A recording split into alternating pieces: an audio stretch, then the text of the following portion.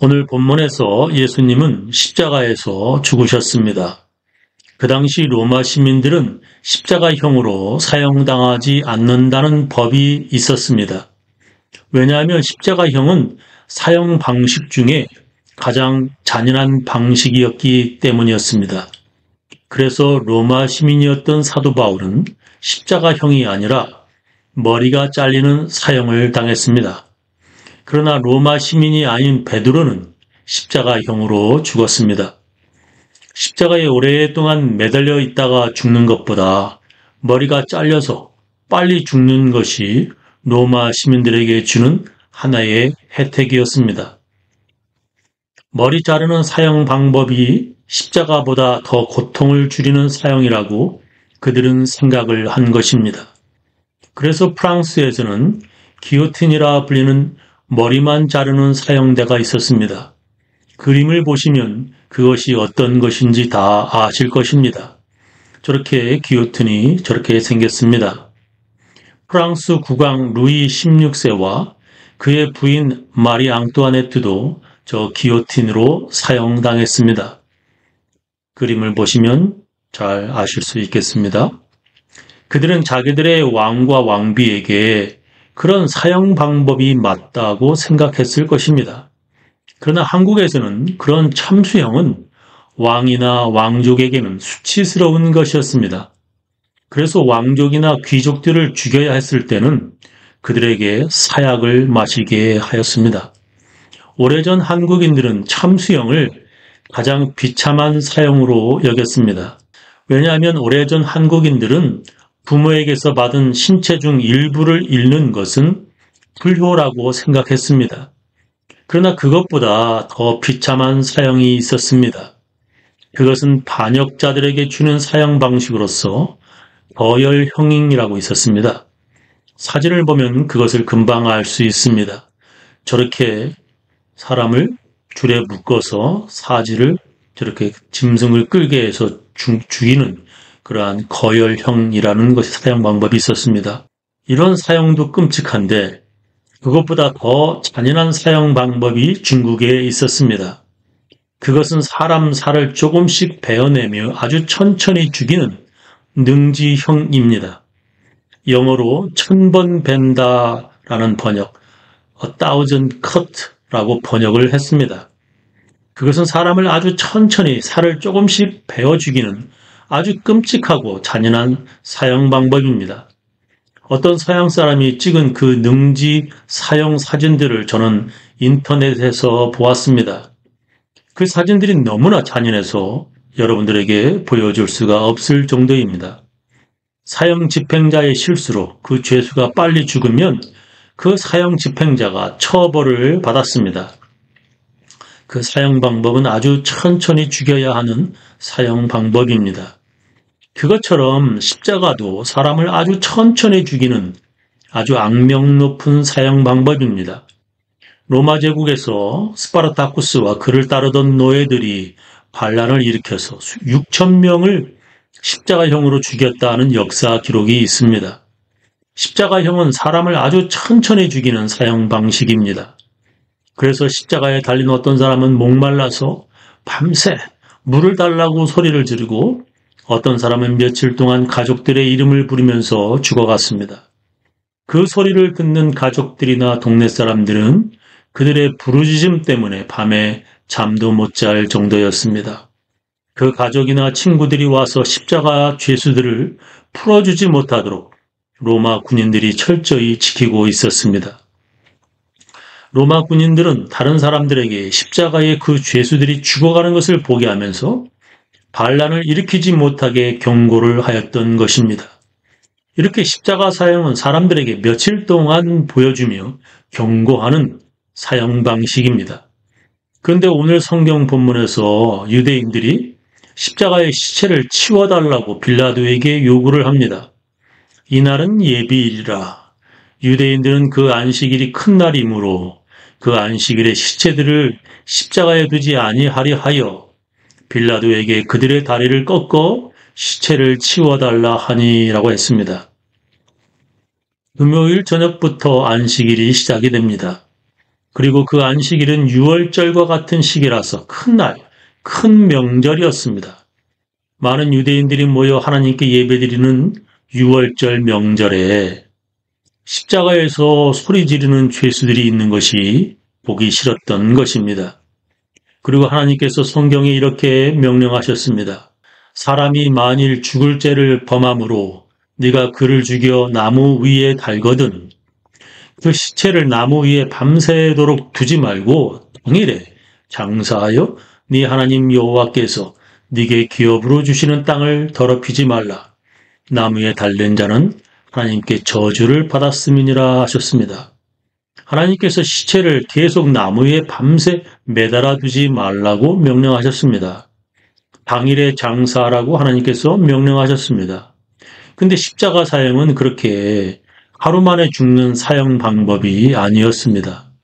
그래서 그들은 십자가 사형수를 빨리 죽게 하는 방법을 만들었습니다. 그것은 십자가 죄수의 다리를 쇠몽둥이로 쳐서 부러뜨리는 것입니다. 그러면 부러진 다리가 몸을 지탱할 수 없어서 몸이 늘어져 그 죄수는 숨을 쉴 수 없어 빨리 죽게 됩니다. 그래서 그들이 가서 그들의 다리를 부러뜨렸다고 성경은 기록합니다. 이날은 예비일이라 유대인들은 그 안식일이 큰 날이므로 그 안식일에 시체들을 십자가에 두지 아니하려 하여 빌라도에게 그들의 다리를 꺾어 시체를 치워달라 하니 군병들이 가서 예수와 함께 못 박힌 첫째 사람과 또 그 다른 사람의 다리를 꺾고 예수께 이르러는 이미 죽은 것을 보고 다리를 꺾지 아니하고 그중 한 군병이 창으로 옆구리를 찌르니 곧 피와 물이 나오더라 했습니다. 다른 두 강도는 살아있어서 다리를 부러뜨려 죽게 했는데 예수님은 벌써 죽었습니다. 그래서 죽었는지 확인하느라 로마 군인이 예수님의 옆구리를 창으로 찔러보았습니다. 그랬더니 피와 물이 나왔다는 것입니다. 전쟁터에서 죽은 사람인지 확인해 보던 경험이 있는 로마 군인은 그것이 무엇인지를 이미 알고 있었을 것입니다. 사람이 완전히 죽으면 몸 안에 피가 그렇게 피와 물로 분리되어 나온다고 현대 의사들도 증언합니다. 근데 그것이 이미 구약에 기록된 성경을 응하게 하려 함이라고 오늘 성경 본문은 기록합니다. 이 일이 이룬 것은 그 뼈가 하나도 꺾이우지 아니하리라 한 성경을 응하게 하려 함이라. 또 다른 성경에 저희가 그 찌른 자를 보리라 하였느니라 이렇게 기록합니다. 이것은 지난 주일에도 제가 말씀드렸습니다. 나중에 크리스천들이 예수님에 관한 모든 것들을 구약 성경에서 발견하였다는 것입니다. 시편 34편에 보면 이런 말씀들이 나옵니다. 의인은 고난이 많으나 여호와께서 그 모든 고난에서 건지시는도다. 그 모든 뼈를 보호하심이요 그 중에 하나도 꺾이지 아니하도다 했습니다. 다른 강도들은 모두 다리뼈가 부러졌는데 예수님의 뼈는 꺾이지 않았습니다. 그것은 시편 34편의 말씀이 응하였다, 이루어졌다는 것입니다. 그들은 이렇게 오래전에 기록된 구약 성경에서도 그 말씀이 기록되어 있는 것을 발견하였습니다. 그들은 또 민수기에서도 그런 말씀을 발견하였습니다. 2월 14일 해질 때에 그것을 지켜서 어린 양의 무교병과 쓴 나물을 아울러 먹을 것이요 아침까지 그것을 조금도 남겨두지 말며 그 뼈를 하나도 꺾지 말아서 유월절 모든 율례대로 지킬 것이니라 하셨습니다. 이집트 노예에서 해방될 때 그들은 무교병과 쓴 나물 그리고 양고기를 먹었습니다. 하나님께서는 그 양고기 먹을 때 그 뼈를 꺾지 말라고 명령하셨습니다. 하나님께서 장자를 죽이려 하실 때 유대인들에게는 그 양의 피를 집 문에 바르라고 명령하셨습니다. 그러면 하나님이 그 피를 보고 그 집에 들어가지 않고 그 피가 없는 집에 들어가셔서 장자들을 죽이시겠다고 말씀하셨습니다. 그것을 믿는 사람들은 그 집의 장자가 죽지 않았습니다. 그렇게 피를 흘린 유월절 희생이 된 양의 뼈를 꺾지 말라고 하나님께서 명령하신 것입니다. 예수님의 다리뼈가 꺾이지 않은 것은 바로 하나님께서 그렇게 명령하신 성경 말씀이 이루어졌기 때문이라는 것입니다. 죄 없으신 예수님이 그런 유월절 희생제물의 어린 양이 되신 것을 크리스천들은 구약 성경을 통해 나중에 알게 되었습니다. 그래서 그들은 그것을 성경이 응하였다고 기록하였습니다. 그래서 그렇게 아무 죄 없는 의인 예수님이 십자가에 죽으신 것은 사람들을 살리시는 희생제물 어린 양으로 죽으신 것입니다. 구약 성경에서 그것을 믿고 어린 양의 피를 자기 집 문에 바른 사람은 죽지 않았습니다. 마찬가지로 신약 성경은 예수를 구세주로 믿는 사람들이 구원을 받는다고 말씀하시는 것입니다. 예수님은 창에 찔리셨습니다. 그것도 또한 그들은 스가랴 12장에서 하나님의 뜻을 발견하였습니다. 내가 다윗의 집과 예루살렘 거민에게 은총과 간구하는 심령을 부어주리니 그들이 그 찌른 바 그를 바라보고 그를 위하여 애통하기를 독자를 위하여 애통하듯 하며 그를 위하여 통곡하기를 장자를 위하여 통곡하듯 하리로다 했습니다.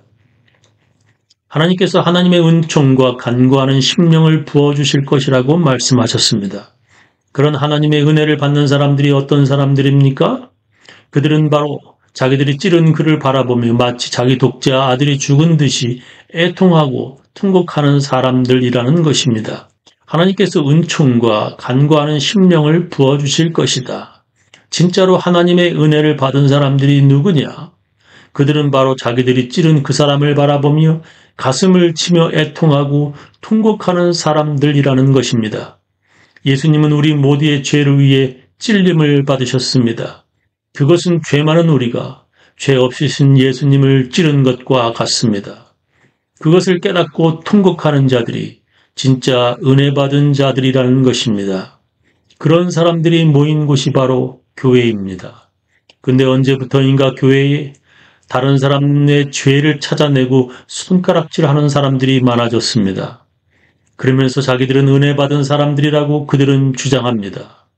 그런 사람들은 진짜 은혜 받은 자들이 아닙니다. 예수님은 그런 바리새인들을 미워하시고 아주 싫어하셨습니다. 예수님은 그런 자들을 위해 오신 것이 아니라 죄인을 위해서 오셨습니다. 그래서 하나님의 진짜 은혜 받은 자들은 자기가 죄인임을 깨닫고 자기를 위해 죽으신 예수님을 바라보며 통곡하는 자들입니다. 다른 사람 때문이 아니라 자기 때문에 죽으신 예수님을 바라보며 통곡하는 사람들이 진짜 크리스천들입니다.